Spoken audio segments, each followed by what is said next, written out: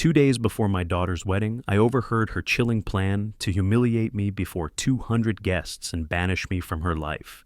When she called on her wedding day, frantic, asking, "Where are you?" I laughed and told her to look out the window. Before we continue, please subscribe to the channel and let us know where you were listening in the comments. The August morning arrived with its usual suffocating humidity, the kind that makes Orlando feel like a greenhouse. I woke at 6:30, earlier than necessary, but sleep had become unreliable since Margaret passed. The house felt too large, too quiet, filled with spaces that once held her laughter. Elizabeth's wedding was supposed to change that. Bring life back into these walls. Give me purpose again. I pulled on my robe and headed downstairs to my study. The wedding gift documents needed one final review before tomorrow's ceremony. A 4-bedroom house in Lake Nona. Prime location, worth close to $1 million. Everything a young couple could want to start their life together. The transfer papers sat on my desk, signed and ready, waiting only for the official ceremony to make them legal. Through the connecting door to the terrace, I heard voices. Elizabeth and Clyde must have woken early too, probably excitement keeping them restless. I smiled, remembering my own sleepless night before marrying Margaret. Young love felt eternal then, before time taught its harder lessons. But something in Elizabeth's tone stopped me from calling out a greeting. Sharp, calculated, nothing like the nervous bride I expected. Tomorrow during the toast, I'll tell all the guests how controlling and invasive my father is. Her voice carried clearly through the morning air. How he never lets me live my own life. Then I'll ask him to leave. My hand froze on the doorknob. Surely I'd misheard. The humidity playing tricks with sound, distorting her words into something unrecognizable. Clyde's response shattered that hope. What about his gift? He promised the Lake Nona house. He already signed the papers. Elizabeth laughed. Actually laughed. I checked last night. Everything's in my name. After tomorrow, we'll be free of him. The room tilted. 32 years of raising her, of sacrificing, of building a life that could support her dreams, and this was my reward. Public humiliation at her wedding. Banishment from the celebration I'd funded, while she took possession of property I'd given in love. My phone sat on the desk. Without conscious thought, I picked it up, activated the recording app, and moved closer to the terrace door. Evidence. Even through shock, some part of my mind remained analytical, understanding that disbelief required proof. Are you really going through with it? Clyde sounded nervous, as he always did when consequences loomed. What if he gets angry? What's he going to do? The house transfer is legal once the wedding happens. Elizabeth's confidence came through crystal clear on my recording. Besides, everyone will see him for what he is, a controlling old man who can't let his daughter grow up. They'll support me, especially after I cry a little. The recording captured it all, her casual cruelty, his weak encouragement, their shared anticipation of my humiliation. When footsteps approached the terrace door, I moved swiftly back to my desk, positioning myself as though I'd been reviewing documents the entire time. Elizabeth appeared in the doorway, her face transformed into daughterly affection so complete it would have fooled me yesterday. Maybe it had been fooling me for years. "Good morning, Daddy." She crossed to kiss my cheek, the same gesture she'd performed since childhood. "You're up so early. Couldn't sleep?" The mask I assembled felt foreign on my face, but it held. "Just excited for tomorrow, sweetheart. Wanted to make sure everything was perfect." "You always take such good care of me." She squeezed my shoulder. "I don't know what I'd do without you." The lie sat between us, visible only to me. I watched her leave, still smiling, still playing her role. Only when her footsteps faded did I allow myself to breathe fully. The family photos on my desk suddenly looked different. Elizabeth at 5, gap-toothed and innocent. Elizabeth at 16, already beautiful and aware of it. Elizabeth last month, discussing wedding plans with enthusiasm I'd believed was genuine. How long had she been planning this? How many smiles had been calculations? How many "I love you, Daddy" declarations had been investments in her eventual freedom? My phone felt heavy in my hand. The recording played back clearly, damning and complete. Evidence of betrayal, documented in her own voice. But evidence only mattered if someone acted on it. Herman Freeman had been my attorney for 20 years. More than that, a friend who'd stood beside me through Margaret's illness, who'd helped restructure my business after her death, who understood loyalty and betrayal in equal measure. I pulled up his number. The call connected on the second ring. Cornelius, everything all right? It's barely 7 in the morning. Herman. My voice sounded steady, which surprised me. I need to see you immediately. It's about Elizabeth's wedding gift. The drive downtown took 40 minutes through morning traffic. Orlando's roads never sleep, even at this hour. I used the time to replay the recording 3 more times, ensuring my memory hadn't distorted what I'd heard. Each playback confirmed the same brutal reality. Elizabeth wanted me gone. Clyde wanted my money. Together they'd constructed a plan that would humiliate me publicly while securing their financial future. The shock was fading now, replaced by something colder, more focused. Margaret used to say I approach problems like architecture, analyzing the foundation, identifying structural weaknesses, designing solutions that would last. She meant it as criticism sometimes, wishing I'd react more emotionally. But this morning, that analytical distance felt like survival. Herman's office occupied the 15th floor of a glass tower near Lake Eola. I'd been here countless times for business consultations, contract reviews, estate planning. The familiar environment helped. Law offices held certain rules. Evidence mattered here. Emotions didn't cloud judgment. And revenge could be executed with legal precision. The receptionist recognized me immediately. Mr. Wells, Mr. Freeman is expecting you. Go right in. Herman stood as I entered, concern evident on his face. We were the same age, but he'd kept his hair while mine had turned silver. He gestured to the leather chairs by the window, away from the formal desk arrangement. You look terrible, Cornelius. What's happened? I handed him my phone. Listen to this. It's from this morning. He pressed play, watched his expression shift from confusion to shock to anger as Elizabeth's voice filled the office. When it finished, he looked at me with something close to pain. How long have you known? About 2 hours. I kept my voice level. I overheard them on the terrace, recorded the last part of their conversation. Herman set the phone down carefully. In 30 years of legal practice, I've seen family betrayals that would make your stomach turn. But this, he shook his head. This is calculated, premeditated. She's been planning this for months at least. The house transfer documents, I signed them last week. Are they legally binding yet? Not until after the wedding ceremony tomorrow. Herman's mind was already working through the implications. The gift becomes official when you present it publicly at the reception. Until then, you maintain full legal ownership. Something loosened in my chest. So I can stop it. More than that. Herman pulled out a legal pad, already making notes. We can revoke all wedding-related financial commitments. Venue contracts, catering, honeymoon reservations. Everything contains clauses that allow cancellation by the primary financial sponsor, which is me. Every contract has your signature. Elizabeth is listed as beneficiary, not payer. He looked up from his notes. Cornelius, this recording changes everything, but I need to ask, how far do you want to take this? The question deserved consideration. I could simply cancel the house gift, let the wedding proceed, maintain some relationship with my daughter, take the moral high ground and hope she'd eventually regret her choices. But that approach assumed Elizabeth was capable of regret. The woman on that recording wasn't confused or misguided. She was deliberate, cruel. The public humiliation she'd planned wasn't a momentary lapse. It was strategy. How much time do we have? Until tomorrow morning's ceremony. After that, legal complications multiply significantly. Herman leaned forward. But understand what you're doing. If we act now, Elizabeth will know you discovered her plan. There's no going back from this. There's already no going back. I met his eyes. She ended our relationship this morning. She just didn't tell me yet. Herman nodded slowly. Then, let's make sure she understands consequences. What she's planning is elder exploitation, using emotional manipulation to secure property transfer from a vulnerable family member. The recording proves intent.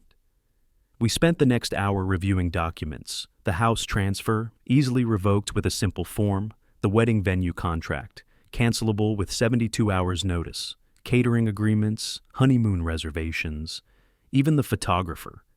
Everything tied back to my financial guarantee. Everything revocable with proper legal notification. This feels too simple, I said finally. She walks away with nothing but embarrassment? Not quite nothing. Herman's expression held grim satisfaction. She walks away with the knowledge that her father discovered her betrayal and responded with precision.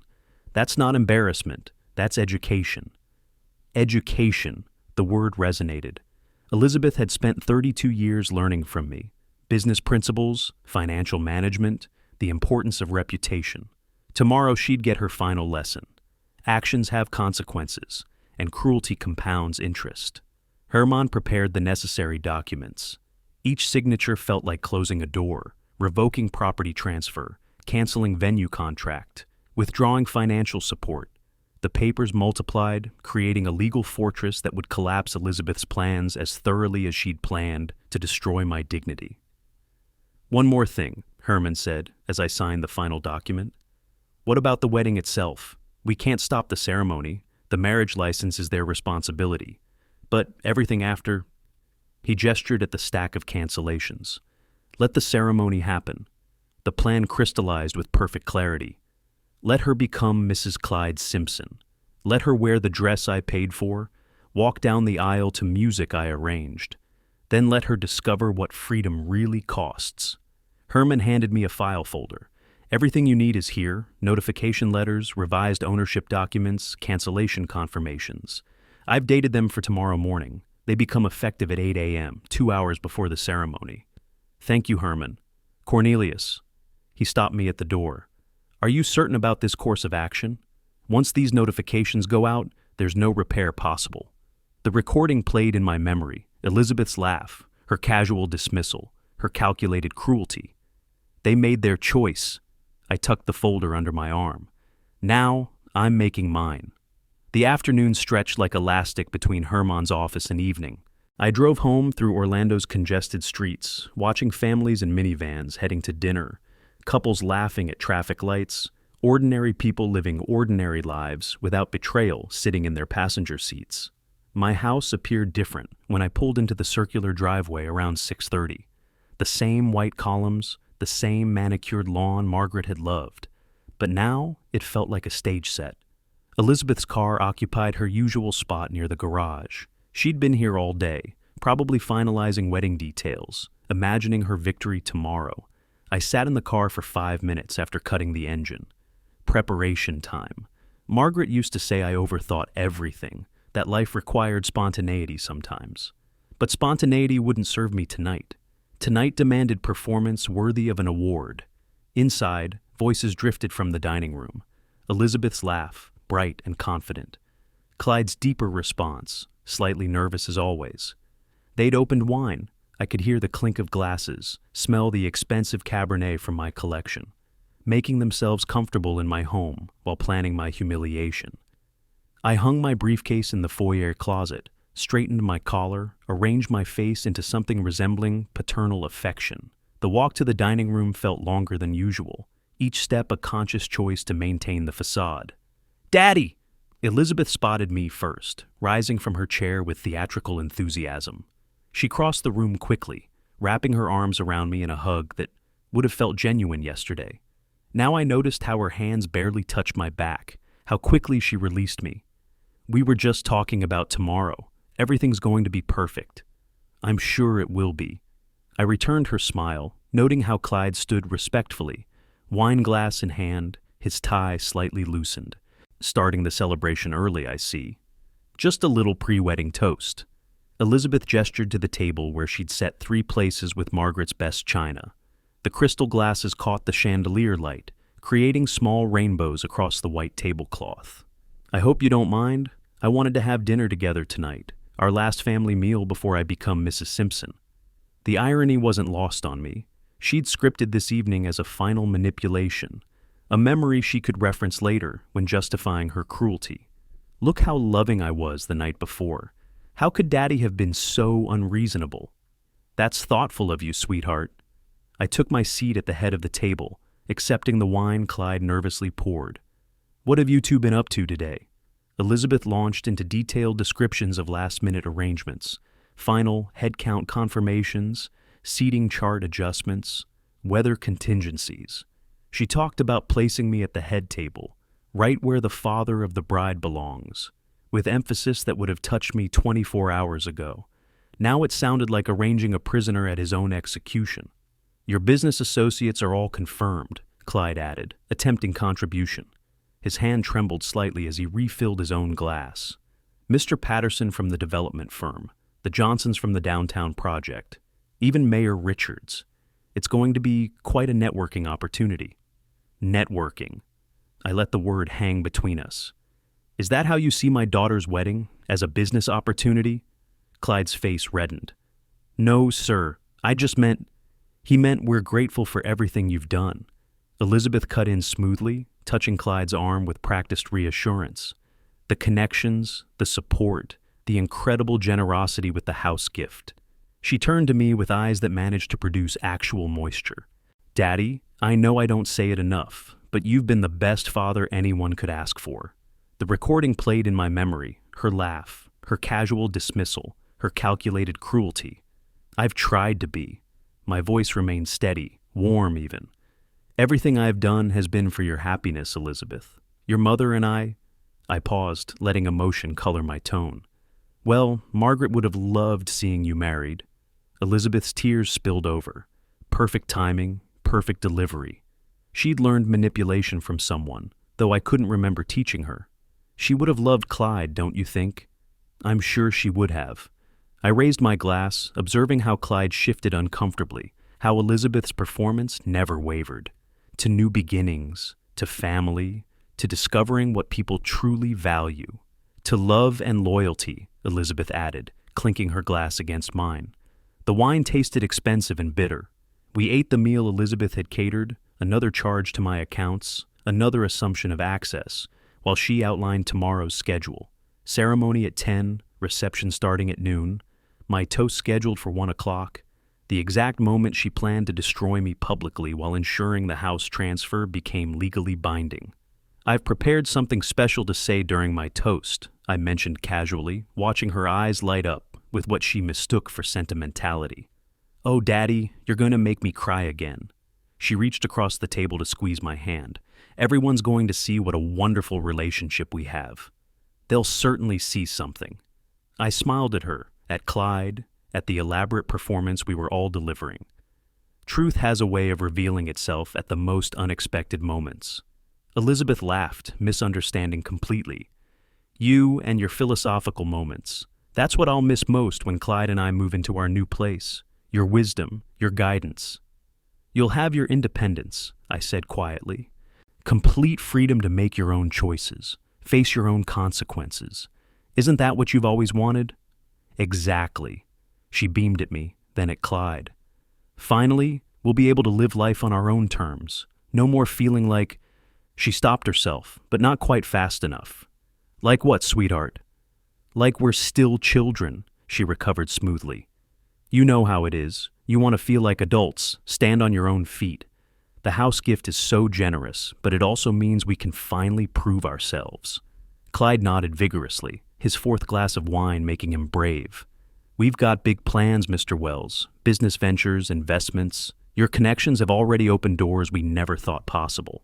Connections. I set down my fork carefully. They're interesting things, connections. They require trust, mutual respect, understanding that relationships flow both directions. Of course, Elizabeth agreed quickly. We know that. We appreciate everything. Do you? The question came out softer than intended.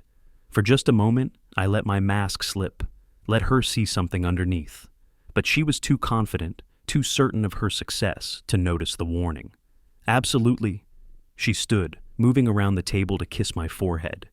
You're the best father in the world. Tomorrow, everyone will see that. The irony was exquisite. She'd scripted tomorrow as my humiliation. But she'd forgotten the first rule of performance, know your audience. And she'd never understood that her father, the man who built a real estate empire from nothing, who negotiated million-dollar deals, who understood human nature with painful clarity, wouldn't be easily fooled. I rose from the table, checking my watch. I should handle some final paperwork. Gift documents need last-minute review. Don't work too late, Elizabeth called as I headed toward the stairs. You need rest for tomorrow. It's going to be a long, emotional day. "Oh yes," I agreed, pausing at the landing. "Very emotional, full of surprises neither of us will forget." She smiled, waving, already turning back to Clyde and their private celebration. I climbed the stairs slowly, listening to their voices resume below, confident, excited, completely unaware that tomorrow wouldn't unfold as they had imagined. In my study, I opened the file Herman had given me. Tomorrow's documents, arranged in precise order. Elizabeth wanted freedom. Very well. Tomorrow, she'd learn exactly what freedom cost.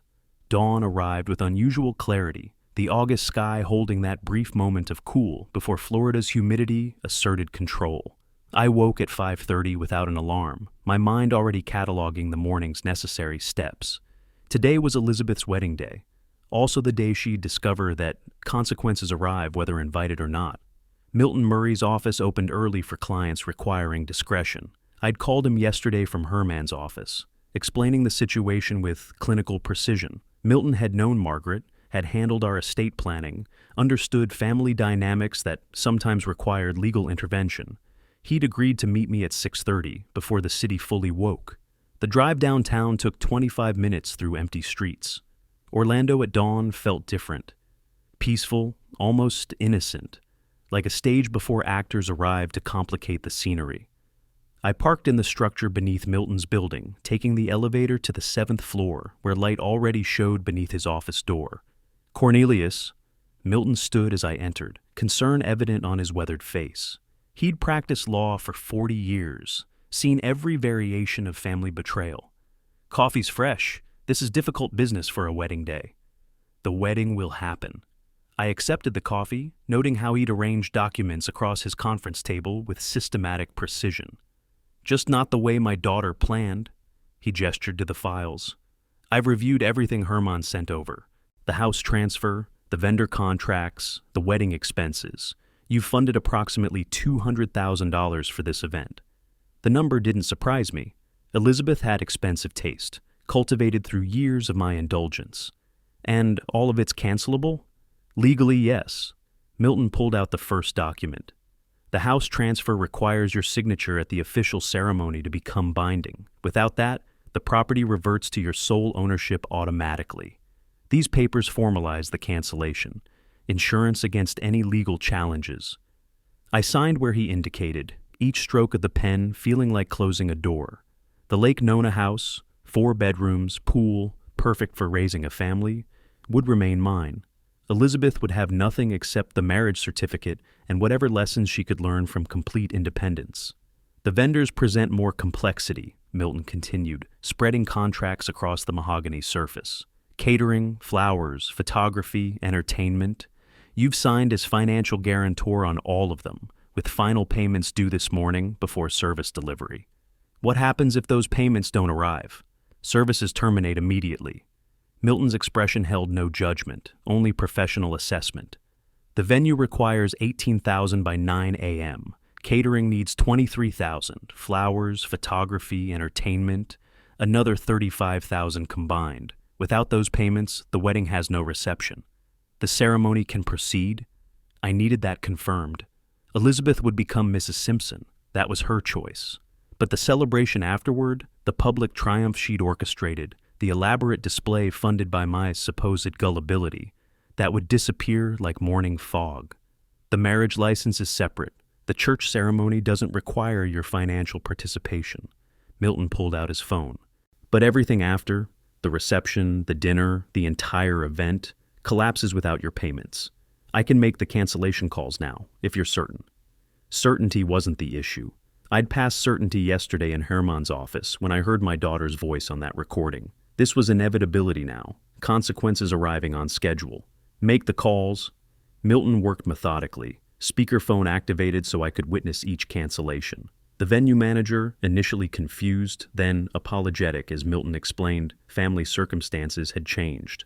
The catering director, more difficult, citing contracts and obligations until Milton referenced the specific payment clause. The florist, the photographer, the band, each call following the same pattern: professional regret, contractual acknowledgement, service cancellation, confirmed. An hour passed. The sky outside lightened from gray to pale blue. Somewhere across Orlando, Elizabeth was probably waking, excited about her perfect day. Soon she'd start receiving phone calls asking about unpaid balances, canceled services, collapsed arrangements. "The venue manager wants to speak with you directly," Milton said after the last call. "They're offering to continue service if payment arrives by 10. It won't. Then they'll need to close the reception hall." Milton made a note on his pad. "The ceremony can proceed in the chapel, but there's no space for 200 guests afterward." "Elizabeth will have her wedding," I said quietly. "Just not her party." Milton gathered the signed documents into a folder, each page representing another severed connection. "Herman mentioned you're also modifying your will?" Elizabeth wanted independence from her controlling father. I pulled out the document I'd drafted last night, working until 3 a.m. to ensure every phrase reflected deliberate choice. This grants her complete autonomy, no inheritance, no trust fund, no safety net, just the freedom she claimed to want. The new will designated my estate, worth several million between property, investments, and business interests, to various charities, educational foundations, housing initiatives, programs Margaret had supported. Elizabeth's name appeared nowhere in the document. "This is permanent," Milton warned, reviewing the pages. "Once executed with proper witnesses, it's legally binding. Changing it later requires full legal process." "I understand permanence." I signed the final page, watching Milton notarize it with his official seal. "My daughter taught me yesterday that family means nothing when money's available. I'm simply acknowledging that lesson." Milton placed everything in a secure envelope: the house cancellation, the vendor terminations, the will modification. Evidence of a relationship ending, not with violence or drama, but with paperwork and legal precision. "What happens now?" he asked. "Now I go home, put on my wedding attire, and attend my daughter's ceremony." I checked my watch. 7:45. Elizabeth would be discovering the chaos soon. She'll still become Mrs. Simpson. She'll just do it without my money funding her celebration. She might not forgive this, Cornelius. She planned to humiliate me publicly, take my property, and banish me from her life. I met Milton's eyes. Forgiveness stopped being relevant when she made those choices. This is simply justice delivered with legal documentation. Outside, Orlando was fully awake now. Traffic building, businesses opening, ordinary people starting ordinary Saturdays. I drove home slowly, imagining Elizabeth's phone starting to ring, vendors calling about unpaid balances, the venue explaining they couldn't provide reception service, catering canceling delivery, flowers, photography, entertainment, each one adding to her growing confusion. The document sat in my briefcase, evidence of everything I'd canceled. Tonight, when she asked why, I'd play the recording. Let her hear her own voice planning my humiliation. Let her understand that actions carry weight, that cruelty compounds interest, that freedom comes with price tags most people never want to pay. My phone buzzed, a text from Herman. "Everything confirmed? No second thoughts?" I typed back, "No second thoughts. Justice doesn't require revenge, just consequences." The wedding started in 2 hours. Elizabeth would wear her dress, walk down the aisle, say her vows. And afterward, she'd discover that independence without support looked very different than independence with a safety net. She wanted freedom. Today, she'd get exactly that. I returned home by 9 o'clock, the morning already thick with August heat. The house felt different now, cleaner somehow, as though Margaret's ghost had finally stopped waiting for Elizabeth to become the daughter we'd hoped she'd be. I made coffee in the kitchen, positioned myself in the study with a clear view of my phone, and waited. The first call came at 9:43. Elizabeth's name flashed on the screen. I let it ring twice before answering, injecting just the right amount of sleepy confusion into my voice. "Sweetheart, is everything all right? Daddy?" Her voice carried an edge I'd never heard before, sharp, almost brittle. "The caterers just called. They're saying their payment didn't clear. There must be some banking mistake." "That's strange." I frowned at the wall, knowing she couldn't see the satisfaction on my face. "I authorized everything weeks ago. Did you check with the venue coordinator?" "Amy's handling it now, but..." Static crackled as she moved, probably pacing. "They're threatening not to deliver unless the payment processes by 11. Can you call the bank?" "Of course. Give me 30 minutes to sort this out." I ended the call and poured more coffee. The clock on the wall ticked forward. Outside, sprinklers activated on schedule, watering the lawn Margaret had designed. Everything operating exactly as programmed. 11:15 brought the second call. This time, Elizabeth's composure had fractured further. The florists are here. No greeting, no preamble. They're removing the arrangements. Amy tried to stop them, but they have instructions to reclaim everything without payment confirmation. Removing them? From the venue? From everywhere? Her voice climbed toward hysteria. The ceremony arch, the centerpieces, my bouquet. They're loading it all back into their van. Daddy, what's happening? I let silence stretch between us, counting heartbeats. I don't understand this. Let me speak with your bank representative again. Again? You already called them? Twice this morning. They keep saying the accounts are fine. The lie came easily, smooth as water. This must be vendor error. Don't panic, Elizabeth. I'll handle everything. But I wouldn't handle anything. I'd sit here in my study, watching time move forward like a chess game where I'd already won, letting her scramble and stress and discover what independence actually costs. The third call arrived at 12:07. Amy Webb this time, professional voice strained with unprecedented crisis. Mr. Wells, I apologize for calling directly, but we're experiencing comprehensive vendor failures. The musicians have left, photography canceled, and the venue manager needs immediate payment confirmation, or they'll close the reception hall. I've never encountered anything like this in 20 years of planning. How is Elizabeth handling this? A pause, loaded with meaning. She's struggling. Several early guests have arrived and witnessed the vendors departing. The situation is becoming visible. Visible. Beautiful word choice. Public embarrassment, reputation damage, the exact humiliation Elizabeth had planned for me, now landing on her perfectly arranged shoulders. I'm working on resolution, I assured Amy. Tell Elizabeth not to worry. Mr. Wells, with respect, she's past worry. We need immediate action, or this wedding cannot proceed. The ceremony can still happen. The church ceremony, yes. But without payment clearance in the next hour, there won't be a reception. No food, no music, no venue space for 200 guests. Give me until 1 o'clock. I'll have everything resolved. Another lie, smooth and complete. Nothing would be resolved. By 1 o'clock, the exact time Elizabeth had planned to humiliate me during her toast, she'd be discovering that her perfect wedding had collapsed entirely. Elizabeth called again at 12:30, coherence dissolving into pure panic. Daddy, please, everyone's watching. Mrs. Patterson asked why the flowers were being removed. Clyde's business partners are here, and they're seeing everything fall apart. I need you to fix this now. Sweetheart, calm down. I can't calm down. Something crashed in the background. My wedding is being destroyed in front of everyone I know.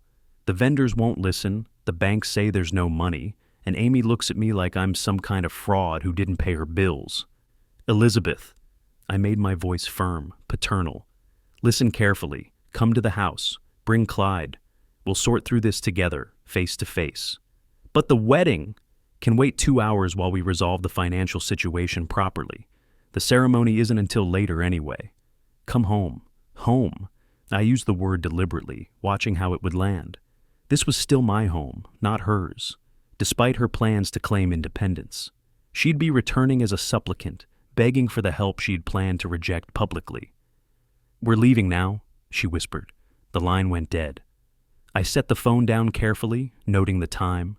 1:05, the exact moment she should have been raising her glass, delivering her prepared speech about her controlling father, asking me to leave her wedding while 200 guests watched. Instead, she was fleeing the venue in crisis, reputation damaged, wedding collapsed, completely dependent on the father she'd plotted to betray. The symmetry satisfied something deep in my chest that had been cold since yesterday morning. I walked to the dining room, observing the table still set from last night's performance. Crystal glasses catching afternoon light, china plates arranged in perfect formation, Margaret's good silver, polished to mirrors. Everything Elizabeth had taken for granted, assumed would always be available, never questioning whether her father's generosity had limits. Today she'd discovered limits existed. Tomorrow she'd learn exactly where those boundaries stopped. My phone buzzed. A text from Herman. Vendors all confirmed canceled. Venue closing reception hall. How are you holding up? I typed back, Watching consequences arrive on schedule. Elizabeth's coming here now. The education continues.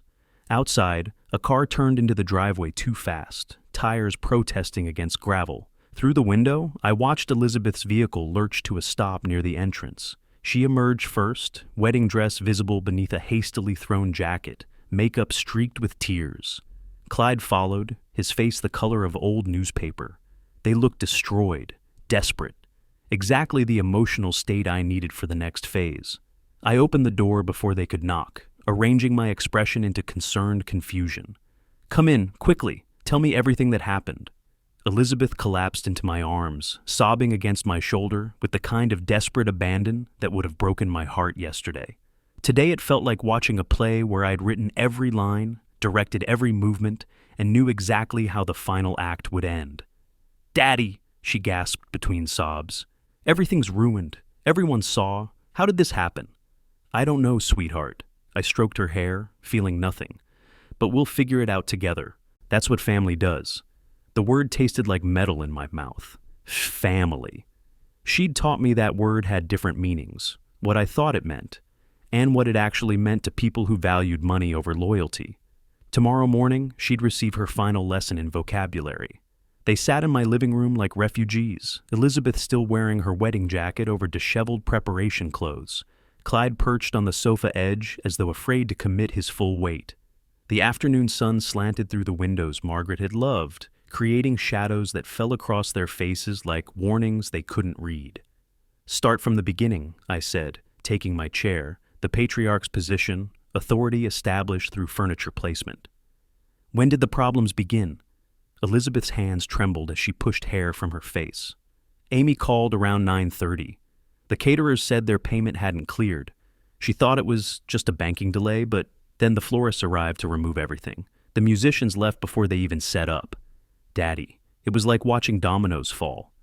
Every vendor? I let appropriate shock color my voice. Simultaneously, within 2 hours. Clyde spoke for the first time, words careful and measured. The venue coordinator was apologetic but firm. Without payment confirmation, they couldn't provide reception services. The ceremony chapel stays available. But everything else? He gestured helplessly. The guests, Elizabeth whispered.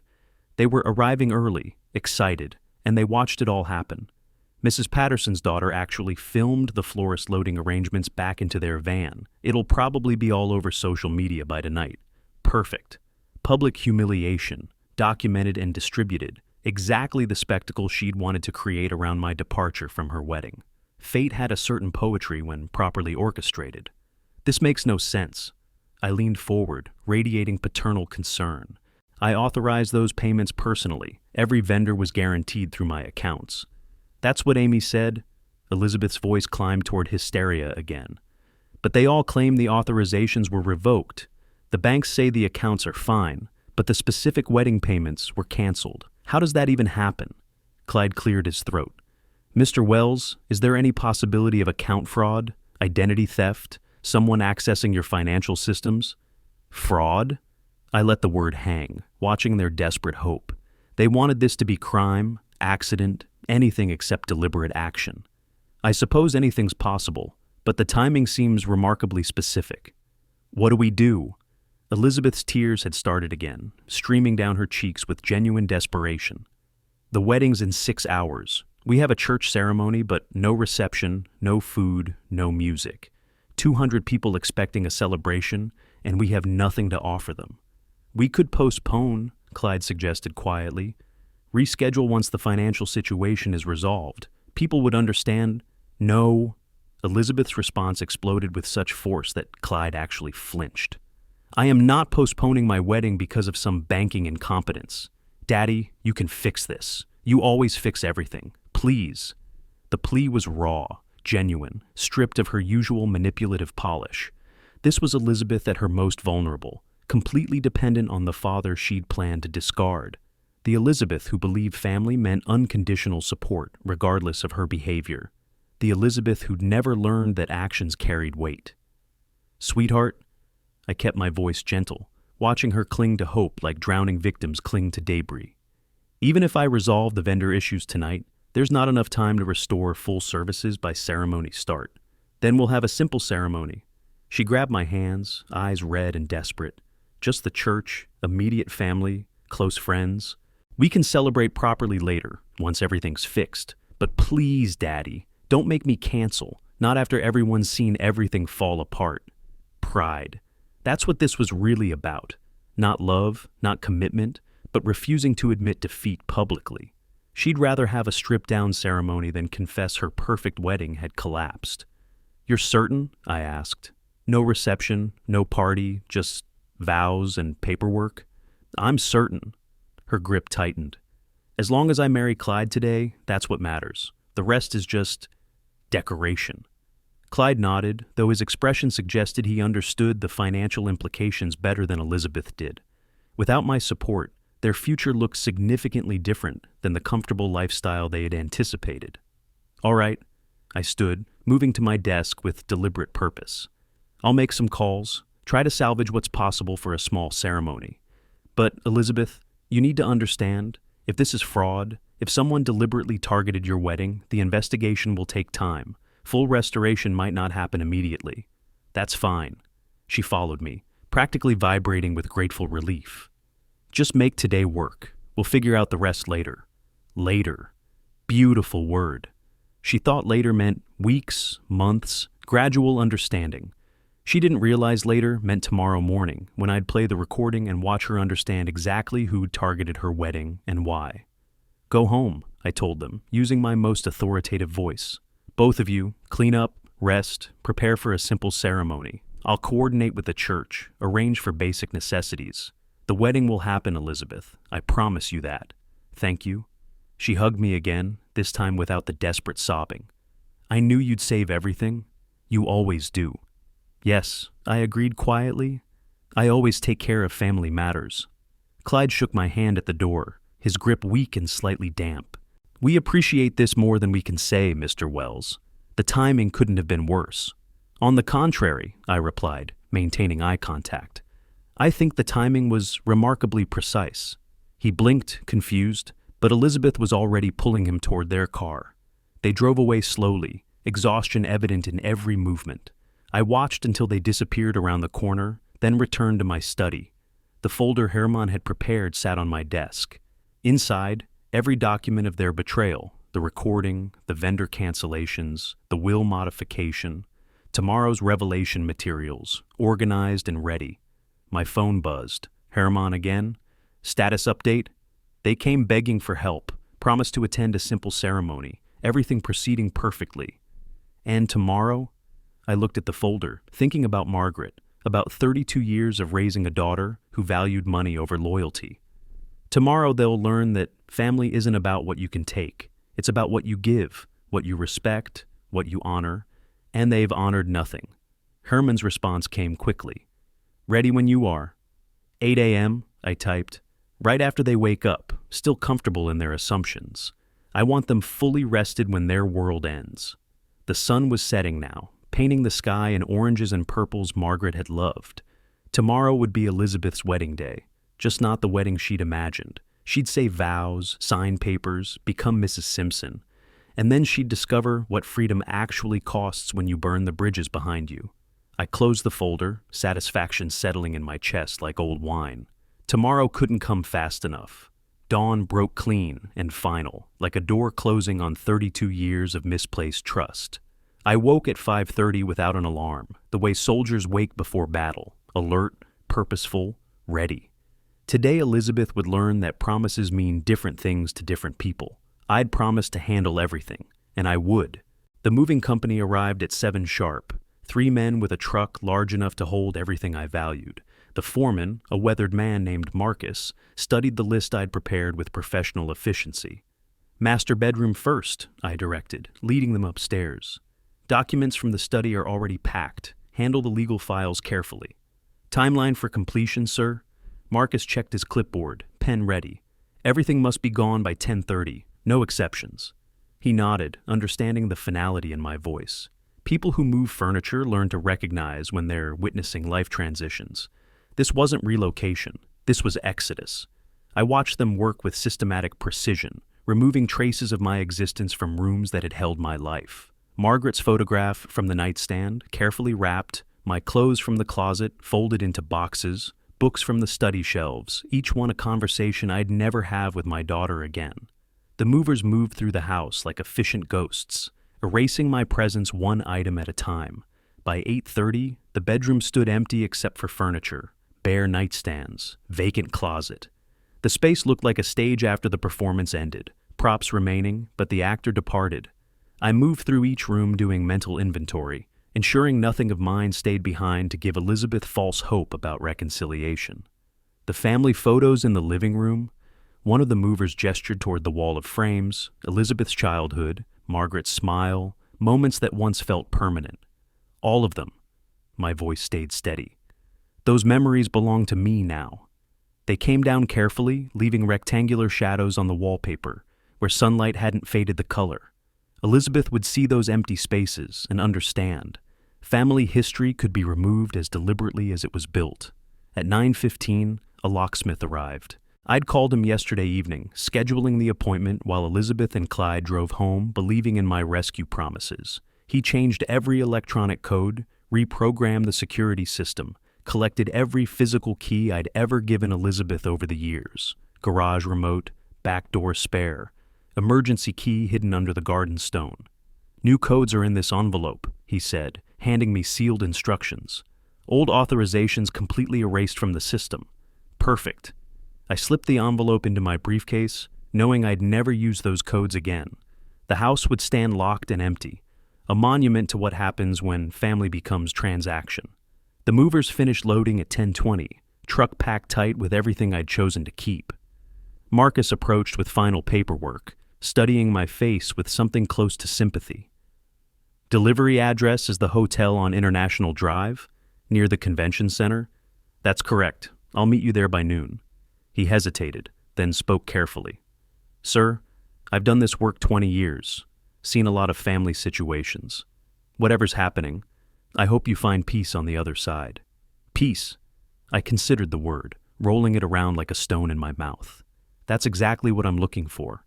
After they left, silence filled the house with unusual weight. I stood in the dining room, where we'd shared that final manipulative meal, seeing it now as crime scene, the location of Elizabeth's last successful deception.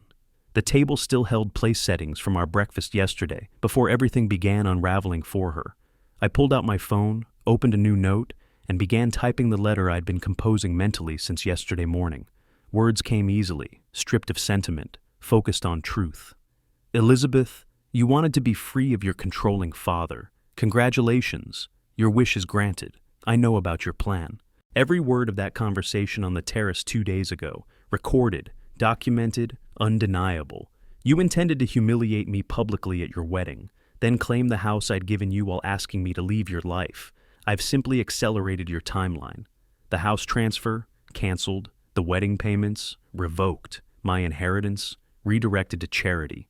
You wanted independence from me. Now you have it, complete, permanent, final. You'll find the mansion locked. Your access codes no longer work. This house remains mine, as does everything I've built. You'll also find your wedding exactly as unprepared as yesterday, because I never intended to fix anything. Consequences aren't punishment, Elizabeth. They're education. Today you'll learn what freedom actually costs when you burn the bridges behind you. Don't contact me again. We're done. Your former father. I printed the letter on good paper, folded it precisely, and placed it in an envelope. Left it on the dining room table where she'd find it immediately, right next to the empty picture frames I'd positioned deliberately. Visual reminder of what she'd lost. 10:45. I did a final walkthrough, each room echoing emptiness back at me. The nursery where Elizabeth had cried as an infant. The kitchen where Margaret had taught her to bake. The study where I'd helped with homework, celebrated achievements, built what I thought was unbreakable bond. All of it hollow now, stripped of meaning by betrayal. I locked the front door behind me, feeling the deadbolt slide home with satisfying finality. Walked to my car without looking back. Margaret used to say you can't move forward while watching the rearview mirror. Today I'd test that theory. The drive to the hotel took 20 minutes through Saturday morning traffic. I'd chosen the location carefully, the Rosen Shingle Creek Hotel, directly across from the wedding venue. Perfect positioning for observation. Elizabeth would arrive, expecting resolution, discover continued chaos, and eventually look up to find me watching from my window. Strategic theater at its finest. Check-in was efficient. The clerk processed my reservation without interest. Just another businessman needing temporary accommodation. She had no idea she was facilitating front-row seats to family destruction.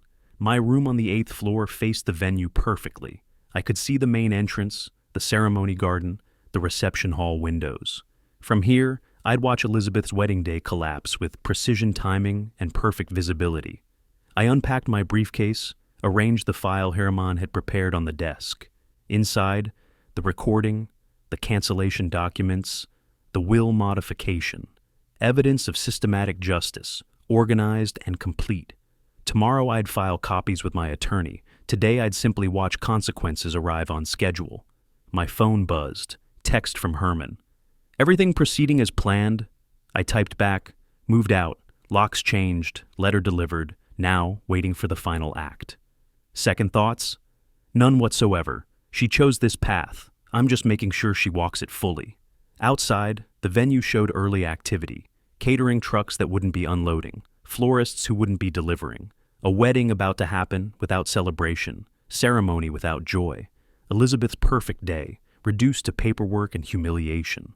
Exactly as she'd planned for me. I settled into the chair by the window, coffee in hand, watching the venue entrance like a general observing battlefield preparation. Soon, Elizabeth would arrive, discover nothing had changed, and make that desperate phone call seeking salvation. And I'd tell her exactly where to look. The first signs of trouble appeared at 11:45. Amy Webb's car pulled into the venue parking lot with urgency suggesting crisis management rather than celebration. She'd obviously received calls from vendors, understood the situation remained unsolved, and come early to manage disaster. Elizabeth's vehicle arrived at 12:15. Even from 8 floors up, I could read her body language, confident stride, head high, expecting resolution.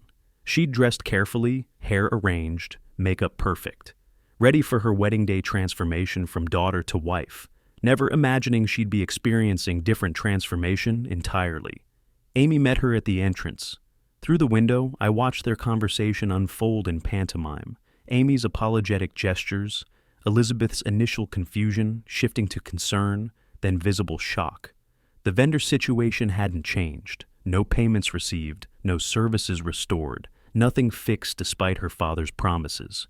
Elizabeth pulled out her phone immediately. Moments later, mine rang. Her name on the screen felt like seeing a ghost, someone I'd known intimately who no longer existed in my life. I answered on the 3rd ring, keeping my voice neutral. Elizabeth! Dad! Relief flooded her voice, desperate and raw. Thank goodness. I'm at the venue, and Amy says nothing's been resolved. The payments still haven't cleared. What's happening? What's happening is exactly what I planned. I kept my tone conversational, almost pleasant. How's your wedding day going so far? Silence. Then, carefully, what do you mean, what you planned? I mean, I never intended to fix anything, sweetheart. The vendor cancellations, the payment failures, all of it was deliberate. My doing, my choice. That's not funny. Her voice climbed toward hysteria. Dad, this isn't the time for jokes. I need you to call the vendors right now and... I'm not joking. I'm also not your father anymore. Each word dropped like stones into still water. I know about your plan, Elizabeth. The conversation on the terrace 2 days ago. Your intention to humiliate me publicly, then take the house while asking me to leave. I recorded everything. The silence stretched so long, I thought the connection had dropped. Then her voice came back, smaller than I'd ever heard it. You knew?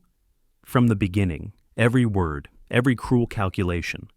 I watched her through the window, phone pressed to her ear, body language shifting from confusion to dawning horror. So, I decided to give you exactly what you wanted. Freedom from your controlling father, complete independence. How does it feel? Where are you? The question came out strangled. Look out the window, the hotel across from the venue, 8th floor, corner room facing the ceremony garden. I'm watching you right now. I saw her head jerk up, searching the hotel facade. Even at this distance, I could see her panic rising, guests arriving behind her, Amy trying to manage escalating crisis, and Clyde appearing with confusion written across his face. You're watching? She sounded like she might vomit. You've been watching this whole time? Strategic positioning. I wanted perfect visibility for your education about consequences. A van pulled into the parking lot, florist, based on the logo, only to turn around when their call received no answer. Oh look, another vendor confirming their cancellation. Must be disappointing. Dad, please. Tears now, genuine and desperate. I'm sorry. Whatever I said, whatever you heard, I didn't mean it. I was just venting to Clyde. I never would have actually humiliated me, actually taken the house, actually thrown me out of your wedding. My voice stayed ice cold. Elizabeth, the recording is crystal clear. Your intentions were calculated, premeditated. So were mine. Guests were gathering now, maybe 30 people milling around the entrance with visible confusion. I recognized some faces from business dealings, others from country club events, all of them witnessing Elizabeth's perfect wedding dissolve in real time. The house? She latched onto that detail with drowning desperation. You said something about the house. Transfer canceled. The Lake Nona property remains mine. You'll also find your childhood home locked against you. I've changed all the codes, collected all the keys. You no longer have access to any property I own. You can't do that. Anger broke through panic. I live there. My things were there. I had everything removed this morning. Professional movers, very efficient. Your belongings are in storage, address forthcoming. You wanted to be free of me, Elizabeth? Freedom includes finding your own housing. Amy was approaching her now, clipboard in hand, probably with updates about more vendor failures. Elizabeth turned away from her, pressing the phone tighter to her ear like it might provide salvation if she just held it close enough. What about my inheritance? The question came out small and broken. Modified this week. Everything goes to charity now. Margaret would have wanted her money to help people who actually value family. I paused, letting that sink in. You're completely financially independent now. Exactly what you claim to want. You're doing this because I wanted freedom? Her voice cracked completely. Because I complained to my fiancé about feeling controlled? I'm doing this because you plan to publicly humiliate me while stealing property I'd given in love. Because you valued money over loyalty. Because you taught me that family means nothing when assets are available. Guest count had reached maybe 50 now, all of them confused, some taking photos. Your guests are arriving, by the way. You should probably explain why there's no food, no flowers, no music, no reception. Please. The word was barely audible. Please don't do this. Not in front of everyone, not on my wedding day. You mean the wedding day you specifically chose to destroy me? The toast where you'd planned to ask me to leave while 200 people watched. I watched her shoulders shake, probably crying now. Consider this poetic symmetry. You get exactly what you intended for me. Public humiliation on the day that should have been joyful. Clyde appeared at her elbow, trying to understand, probably catching pieces of the conversation from her responses. His face held growing panic as he processed the situation's true scope. If you go to the house, I continued, you'll find a letter on the dining room table. It explains everything. The recording, the cancellations, the legal changes, all documented, all permanent. Read it whenever you're ready to understand exactly what you destroyed. Dad! Her voice broke completely. Daddy, please. I'll apologize. I'll make it right. Just please don't. I'm not your daddy anymore. I'm the consequence you earned through calculated cruelty.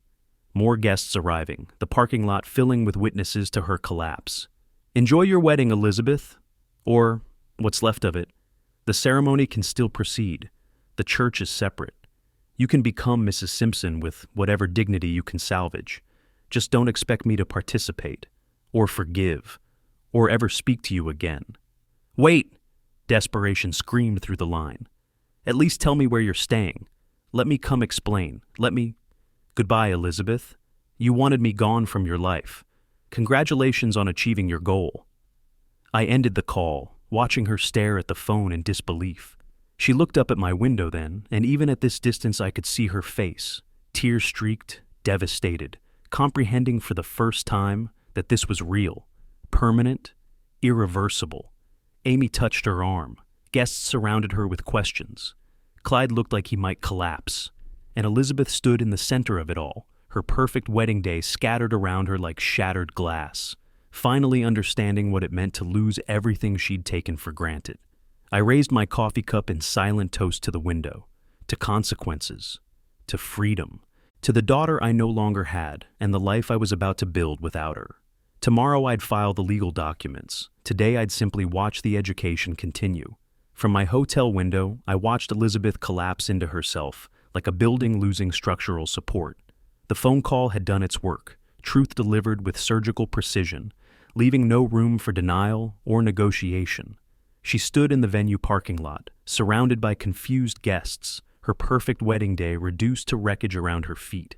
Amy approached her cautiously, clipboard abandoned, professional distance finally broken by human concern. Whatever she said, Elizabeth shook her head violently, gesturing toward the street, looking for escape, looking for somewhere to hide from the public exposure of her calculated cruelty. Clyde tried to touch her arm. She jerked away with force that sent him stumbling backward. Even at this distance, I could read the body language, marriage beginning in betrayal, just as she'd planned. Except the betrayal had reversed direction, and now she understood what it felt like to be discarded by someone you'd counted on completely. The guests began dispersing around 2:30, small groups clustering in parking lot, conversations that would fuel Orlando's social circles for months. I recognized several business associates, country club members, people who'd known our family for years. They'd witnessed this disaster, spread the story, ensure Elizabeth's reputation suffered permanent damage. Public humiliation, delivered with the same precision she'd intended for me. My phone buzzed. Text from Herman. Saw the social media posts. It's spreading fast. Are you satisfied with the outcome? I type back, justice isn't about satisfaction. It's about balance. She gets exactly what she planned for me. Ready for final legal work? Give me until 6. I want to make sure she finds the letter. Because the phone call wasn't quite enough. Elizabeth needed to see it written, documented, permanent. Evidence that her father, former father, had methodically dismantled her life with the same calculation she'd used planning his destruction. At 3:15, I watched her car pull out of the venue parking lot too fast, tires squealing on pavement. She was heading somewhere with desperate purpose. Based on her trajectory, probably the mansion, going home to daddy, seeking comfort from the man who just destroyed her world. The irony was so perfect it almost felt scripted. I gave her 30 minutes head start, then drove to the mansion myself. Took the long route, letting her discover the emptiness alone. When I arrived, her car sat crooked in the driveway, driver's door still open like she'd fled the vehicle mid-thought. The front door stood ajar. I could hear her inside, voice rising in disbelief and desperation. Dad, Daddy, where are you? I stayed in my car, windows down, listening to her discover the hollow rooms. Her footsteps echoed through empty spaces, moving faster now, panicked. This isn't happening. This can't be happening.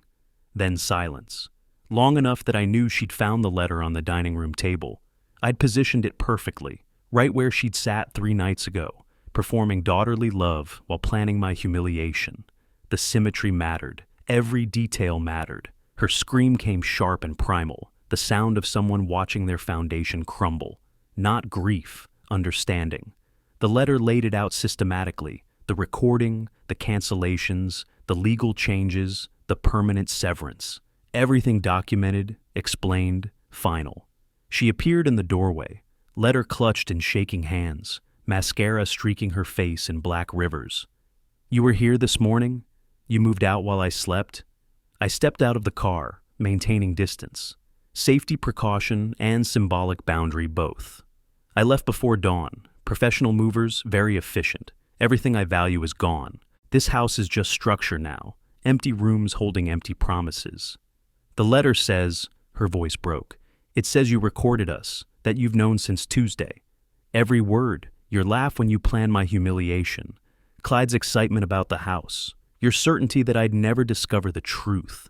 I kept my tone conversational, factual. You underestimated how much a man can hear when he's standing in his own home, invisible to people who've stopped seeing him as human. I didn't mean it. Desperation made her voice climb toward hysteria.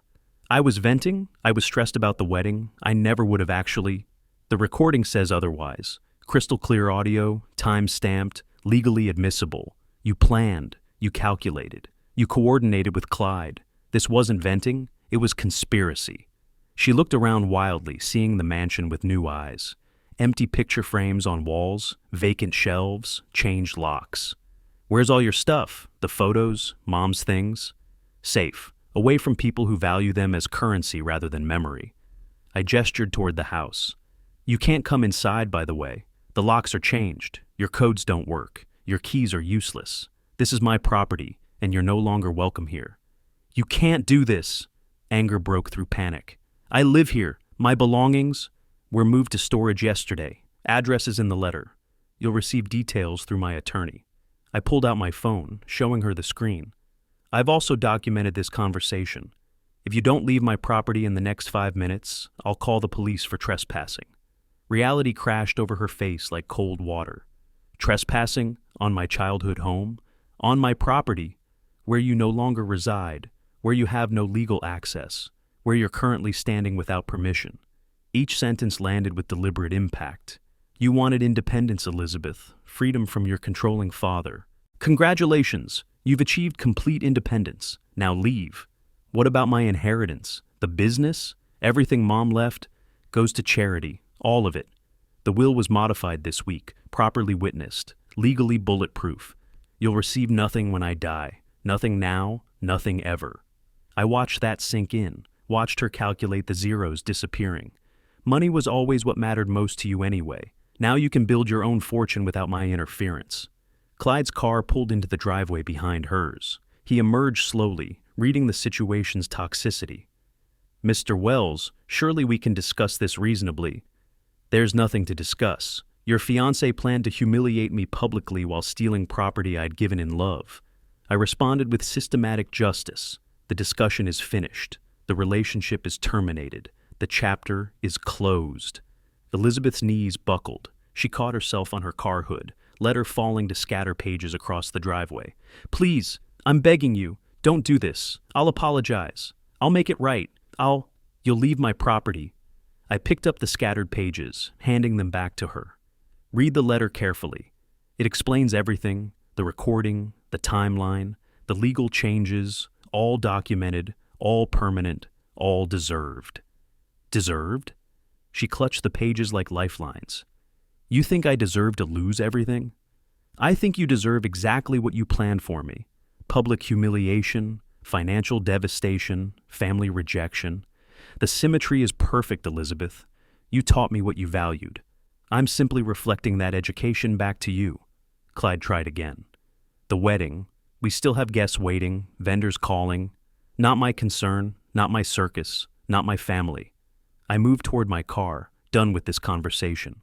You have 4 minutes to leave before I call the police. Use them wisely. Elizabeth's sobs followed me as I drove away, but they held no power anymore.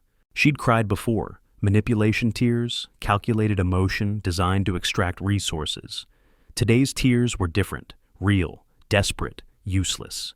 In my rearview mirror, I watched her collapse completely, Clyde trying to hold her upright while she screamed at the empty mansion, the house that had held our family, our history, our carefully constructed lies about loyalty and love. Now it stood as monument to what happens when people mistake generosity for weakness. I drove toward downtown, toward Herman's office, toward the legal finalization that would make everything permanent. The afternoon sun caught Orlando's skyline, painting buildings gold and orange. Beautiful city. Beautiful day.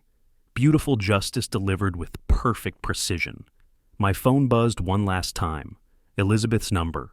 I sent it straight to voicemail, blocked the contact, erased her from my phone as thoroughly as I'd erased her from my life. Some doors, once closed, should stay locked forever. Herman's office felt different tonight. Celebratory almost. Though neither of us would call it that. Celebration implied something gained when really this was about something shed. Dead weight removed. Toxic relationships terminated. Freedom achieved through systematic planning and flawless execution. You look remarkably calm, Herman observed, pouring bourbon into crystal glasses. Most people feel conflicted after severing family ties. You look liberated. Because I am. I accepted the glass, settled into the leather chair across from his desk. For the first time in 32 years, I'm not managing someone else's manipulation, not wondering what Elizabeth really wants. not calculating how to protect myself from my own daughter. He pulled out the file we'd been building all week. Thicker now, documentation of a relationship's complete termination. The legal work is straightforward. We have already executed most of it. Tonight's just formalization, making everything official, permanent, irreversible. The first document was the will modification, certified and witnessed.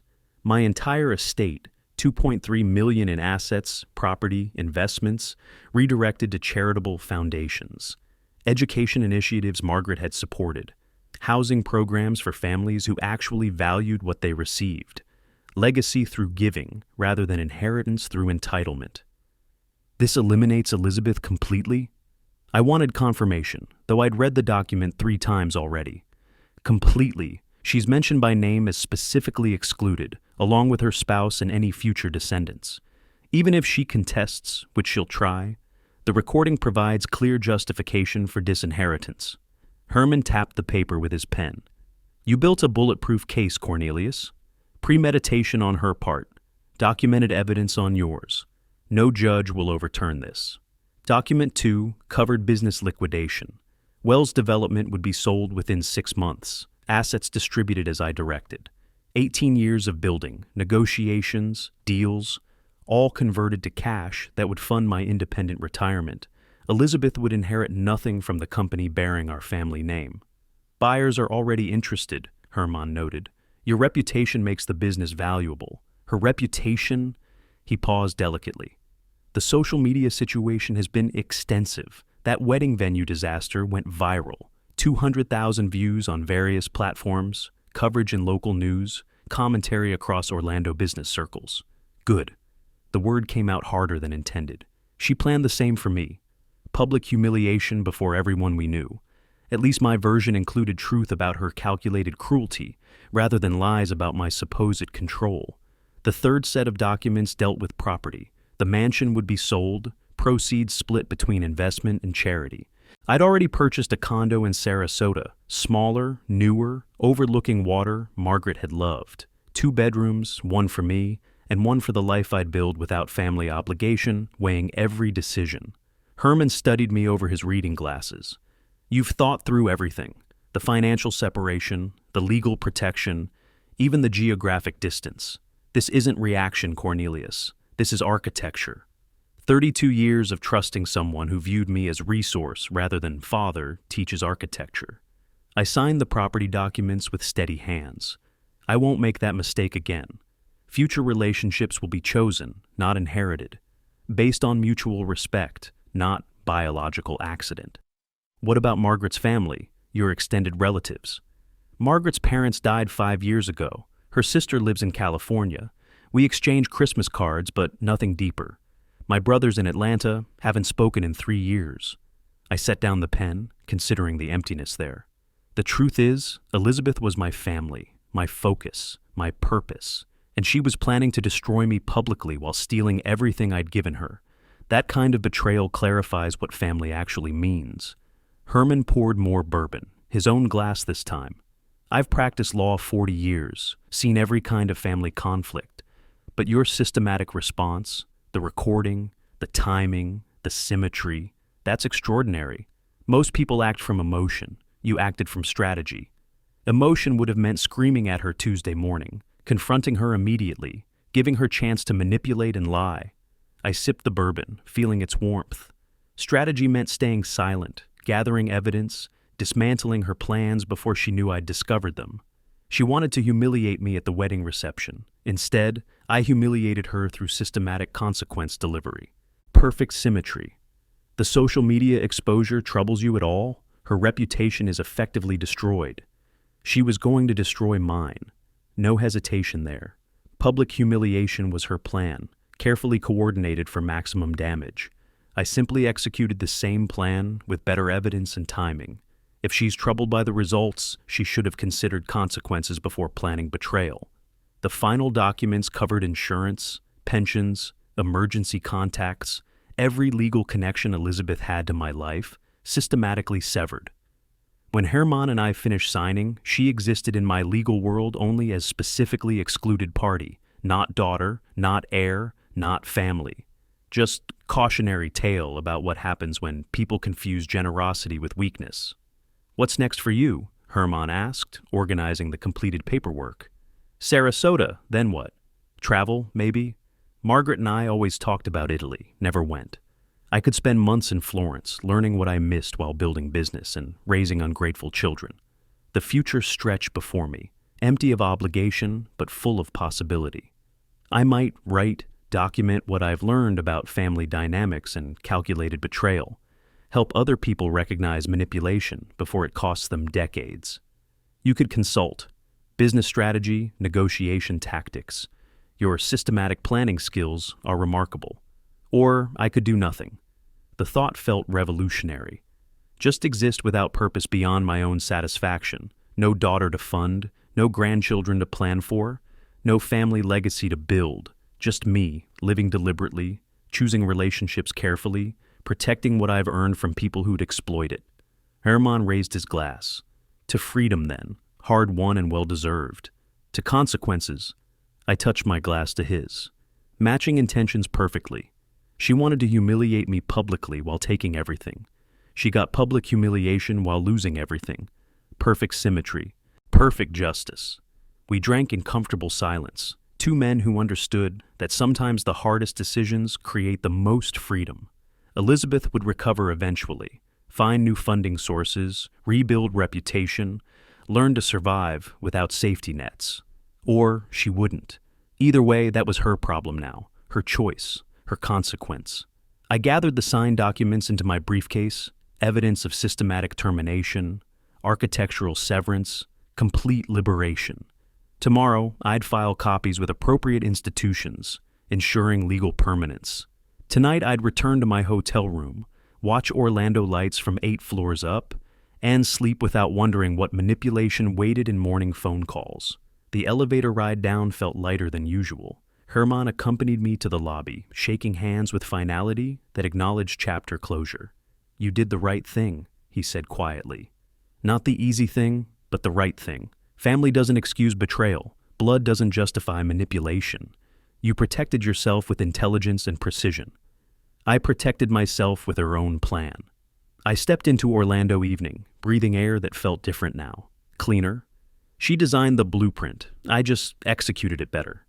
Driving back to the hotel, I passed the wedding venue. Dark now, empty parking lot, holding no evidence of today's disaster. Tomorrow's newspaper might mention it. Socialite wedding collapse, family drama, public spectacle. Elizabeth Wells Simpson, the bride who planned humiliation and received education. But that was tomorrow's news. Tonight was about signature pages, legal termination, and the profound satisfaction of systematic justice perfectly delivered. I'd spent 32 years building a daughter who viewed me as resource. She'd spent 2 days planning my destruction. I'd spent 3 days dismantling her world with precision that would have made Margaret proud, not revenge, balance, consequences matching intentions. Education delivered through experience rather than lecture. In my hotel room, I unpacked the final legal folder, arranging documents chronologically, beginning with the recording that started everything, ending with tonight's signatures that finished it. Complete story of betrayal discovered and justice delivered. Blueprint for anyone else facing family manipulation, disguised as love. Outside my window, Orlando sparkled with Friday night energy. People celebrating, connecting, building relationships based on mutual respect, rather than financial dependency.